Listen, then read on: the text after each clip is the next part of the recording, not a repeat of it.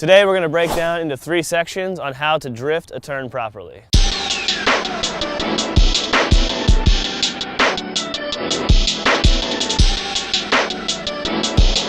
So here's the first part of the turn where you're going to drive directly at the outside of the turn. You always want to start on the outside of every turn. Whether or not you need to go inside or outside later on, always going to start at the outside of the turn.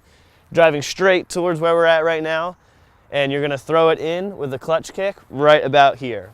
Drive to the outside of the turn, and we're going to dip our clutch down and throw the wheel. And then get on the gas through the exit and power through.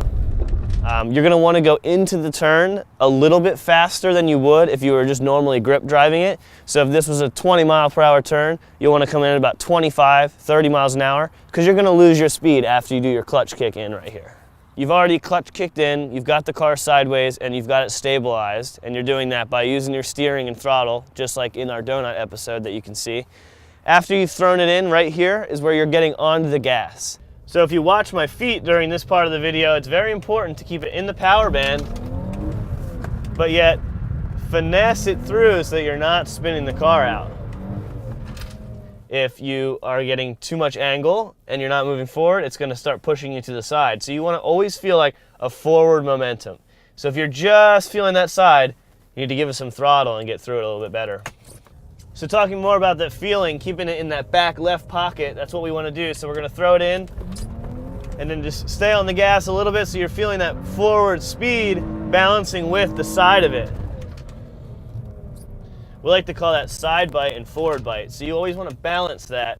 So that way your car looks smooth, it feels smooth in the car. If you're getting any jerkiness or anything like that, it's usually related to the side bite and forward bite driving you through the turn. Now when you have the exit of the turn, it's going to be a lot of throttle because this is your commitment end. So you're going to throw it in, get your counter steer. Once you're set, just going to unwind the car basically. Like let it sit there and just kind of unwind it. And basically you're just straightening the steering wheel out as your tires are catching up to the car's speed. Seating position is also pretty important. You usually want, just like similar to road racing, like a 90-degree angle at the elbow here for the steering wheel. It allows you to kind of go where you need to without extending yourself and moving your body. The other big trick is using the dead pedal as something that would help like a race seat. So what you're doing there is you're kind of putting your foot over where the dead pedal's at and bracing yourself when you're not using the clutch or brake. The seating position as well, you kind of want to be more upright than normal so you can have good stability and your seats will actually hold you.